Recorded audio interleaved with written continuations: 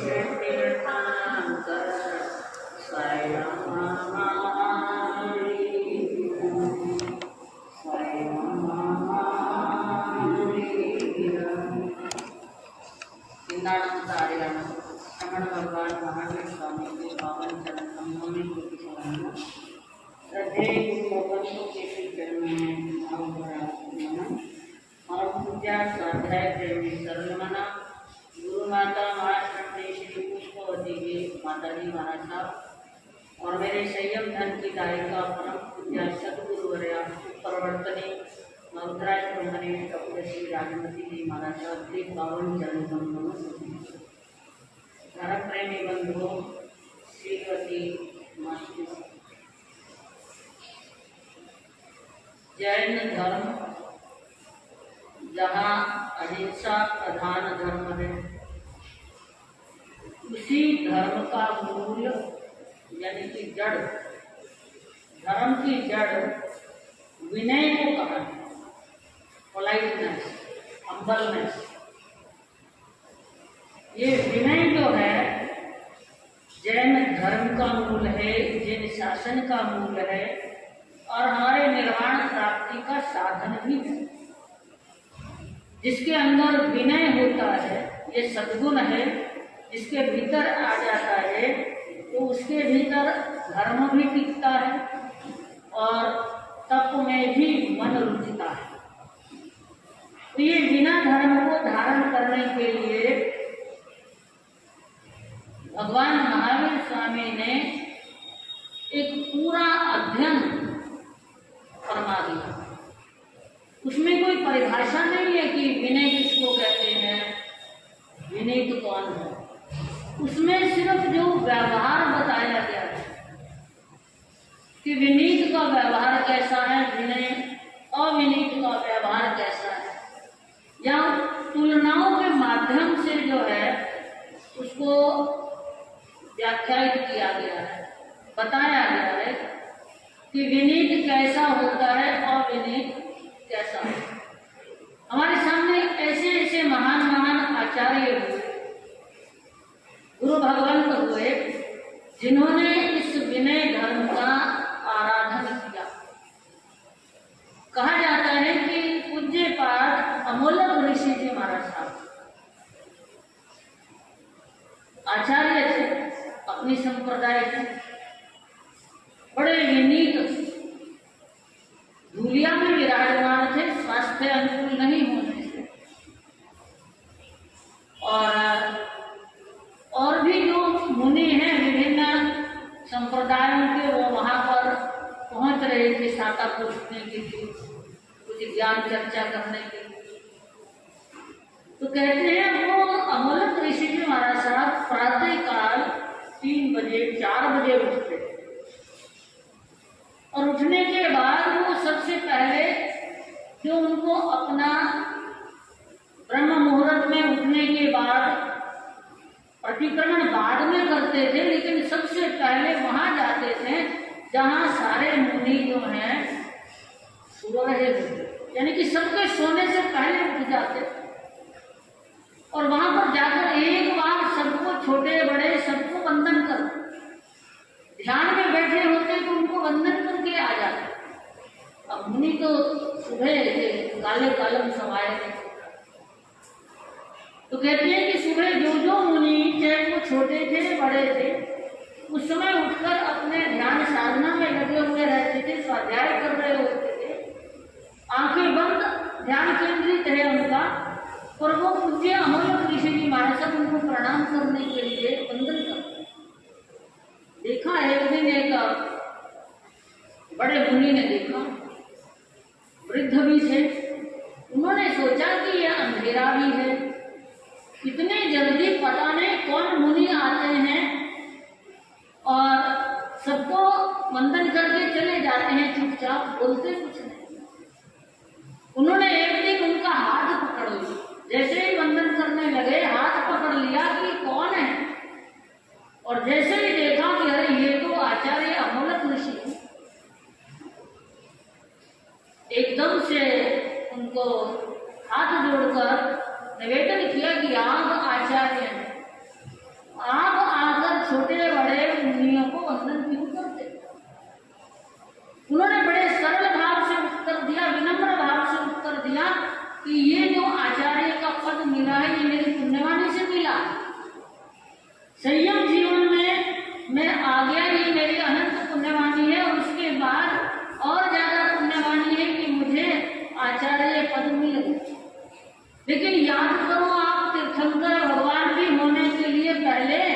अरिहंत बनना पड़ता। ये हमारी आत्मा की अवस्थाएं हैं। जब तक इनमें उत्तरोत्तर जो ऊर्ध्वीकरण नहीं होता, यानी कि जो हमारे गुण स्थान है उसमें ऊर्ध्वारोहण नहीं हो जाता, तब तक वो बड़ा पद सिद्ध पद भी नहीं पाया जा सकता। मैं तो एक आचार्य ही, आप जैसा ही। इसलिए ना जाने, इसके बाद उन्होंने और कहा, ना जाने इनमें से कौन हल। याद करा करो, रोहिणी चोर को याद कर लिया करो कि जिसके पिता ने मना किया था कि महावीर की वाणी मत सुनना, जिन वाणी मत सुनना, लेकिन वो गलती से कान में पड़ गई थी। चोर था, चोरी करके भाग रहा था और उधर वाणी गुंजायमान हो रही थी और भागते भागते पांव में कांटा लगा। दोनों उंगलियों से, दोनों हाथ की उंगली से कान बंद करे हुए थे कि नहीं सुनने। पिता को वचन दिया हुआ था, लेकिन जब कांटा निकालना है, बिना कांटा निकाले भाग नहीं सकते हैं, पीछे सैनिक लगे हुए हैं, अपना बचाव करना है। तो उस समय एक उंगली निकाली कान से और वो कान से कुछ ध्वनियां गुंजायमान हो गई। देवताओं के लक्षण उन्होंने सुन लिए थे और वही लक्षण जब याद में आए तो उनका बचाव हो गया। जब उनको पकड़ने के लिए पूरा जो है प्लानिंग तैयार की गई थी। ये बहुत लंबी कथा है, फिर चर्चा करेंगे, लेकिन आज का जो चिंतन है वह भगवान के अंतिम देशना के पहले अध्ययन की बात कर रही है कि विनय जो है वो हमारे जीवन का सद्गुण होना चाहिए, शोभायमान होना चाहिए।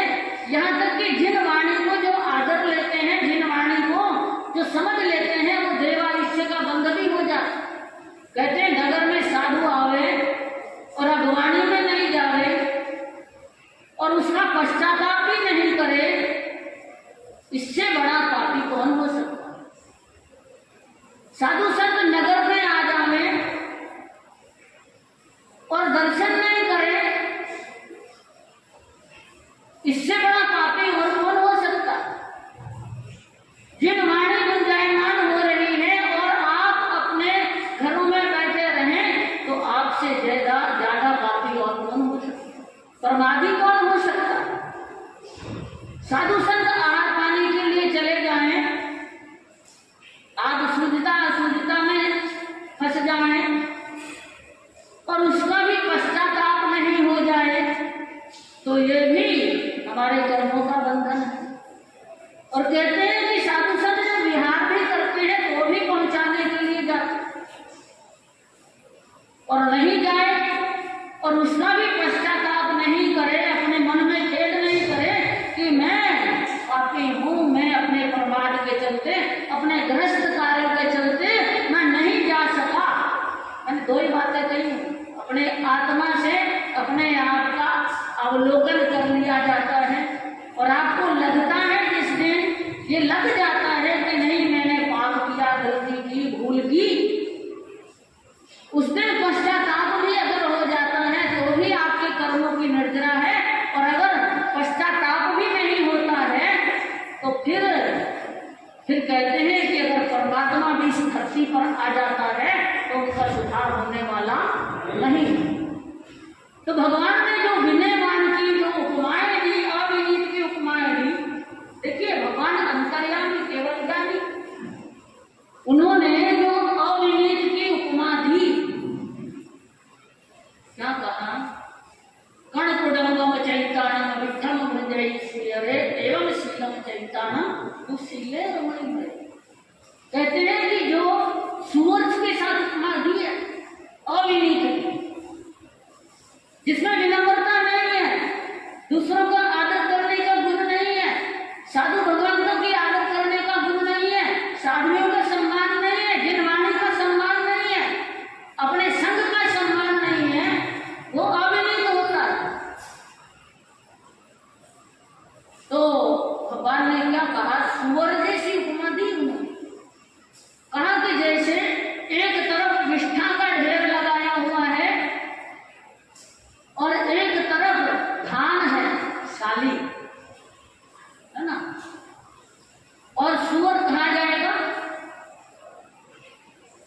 जी, विष्ठा में मुंह मारेगा जाके, ये जनरल व्यवहार की बात है। वो शाली को, वो धान को नहीं खाता है। तो भगवान ने कहा ऐसे ही जो अविनीत होता है वो शील आदि सद्गुणों का त्याग करके कुशील का सेवन करता है, कुधर्म का सेवन करता है। ये भगवान की वाणी है, मैं नहीं कह रही, मैं तो वही वाणी जो है आपके सामने रख रही, पूरी गाथा से ही रखी। ये भगवान की वाणी है, चिंतन करना चाहिए, मनन करना चाहिए। फिर भगवान ने एक और उदाहरण दिया, एक और उपमा दे दी। कई बार आप देखते हैं कोई सड़े काम वाली कुतिया इधर उधर भटकती, अपने मक्खी से मच्छरों से परेशान होती हुई, खून बह रहा है, रक्त बह रहा है, अंग सड़ रहे हैं, और वो आपके दरवाजे पे आकर बैठ जाए, क्या करते हो? बाहर निकालते हैं, गंदगी कर लेंगे, इन्फेक्शन फैल जाएगा, इन्फेक्शन फैल जाएगा, दुर्गंध आ रही है, इसको निकालो यहाँ से। अगर उसको वो ठंडा स्थान लग रहा है, अनुकूलता लग रही है, उसको अपने काया में कुछ वेदना शांत हो रही है कि वो साफ सुथरी जगह है, उसके घावों में आराम मिल रहा है, कोई मच्छर मक्खी नहीं बैठ रहा है, वो आराम से बैठते हैं। लेकिन आप क्या करते हो? फिर लाठी लेकर आते हो, फटकारते हो, भगाने का प्रयास करते हो। तो भगवान ने अविनीत की उपमा जो है ये सड़े कान वाली कुतिया से भी दे डाली। भगवान ने कहा कि जैसे वो सड़े कान वाली कुतिया जो है वो जगह जगह से हटाई जाती है, निकाली जाती है, दूर की जाती है, भगाई जाती है ना? सब बातें हैं कि है, निकालना, हटाना, दूर लगाना। ठीक उसी प्रकार जो अविनीत होता है वो कहीं भी आदर पाने वाला नहीं है। ये हो सकता है कि उसके जैसे दो चार मिल जाए, उसकी अनुमोदना करने वाले, अपना मतलब साधने वाले मिल जाए, लेकिन हकीकत की बात है जो ज्ञानियों की सभा होगी, सद्गुणियों की सभा होगी, बुद्धिमानों की सभा होगी, वहां उनकी कोई कदर नहीं होती है, हर जगह से वो दुत्कारे जाते हैं। ये भगवान ने उपमाएं दी जो ये कुछ चिंतन करके दी होंगी। फिर उन्होंने कहा एक और उपमा दी अविनीत की, कि जो विनयवान नहीं है, अविनीत है, वो बार बार जो है वो अड़ियल घोड़े जैसा जीवन उसका होता। अविनीत शिष्य, अविनीत साधु, ये सब बातें आपको और हमारे पर दोनों पर लागू होती। अविनीत जो साधु होता है, अविनीत शिष्य जो होता है, उसके लिए कहा माँ गव्य से वाकसम वैणमिच्छे गुणों कसम दक्षु माइनो पावकम परिवज्जय। यानी कि जैसे अड़ियल घोड़ा होता है, उसको बार बार जो है फटकार की, चाबुक की, मार की जरूरत रहती है, तब कहीं जाकर वो चलता है, आगे बढ़ता है, तब बढ़ता है आगे, नहीं तो ढीठ की तरह बैठा रहता है, कुछ काम नहीं, कुछ ध्यान नहीं, एक कान से सुनता है, दूसरे कान से निकालता है, ज्ञान ध्यान का कह दो तो मानता नहीं। तो भगवान ने कहा जो अविनीत होता है वो अड़ियल घोड़े जैसा होता है, अपनी बात को तान के चलता है। ऐसे ही जो अविनीत श्रावक श्राविकाएं होते हैं वो भी अपनी बात को तान कर चलते हैं, और कब पलट जाए कुछ पता नहीं। कि हमने तो कहा ही पलटू राम होते, पलटू राम का नाम जानते होंगे ना, है ना? पलटू राम जो होते हैं उनकी जो कथा है वो अपने आप में उनके लिए व्यथा बन जाती है, कथा व्यथा बन जाती है। तो ऐसे व्यक्ति जो हैं, जो अविनीत हैं, वो संघ समाज की शोभा में अभिवृद्धि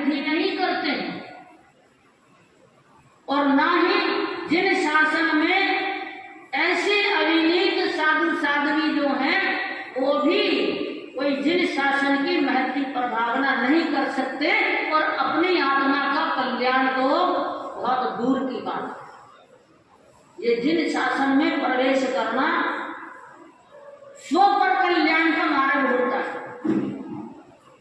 जैसे आप कहते हैं ना कि जो दुकानदारी है वो नरमाई की होती है ना। व्यापार में अगर आप व्यापार करते हैं तो अगर आप विनम्र हैं, नम्र हैं, तो आप अपना माल बेच आओगे। अगर अड़ियल रुख रखोगे, लेनी है तो ले, नहीं तो जा, है ना।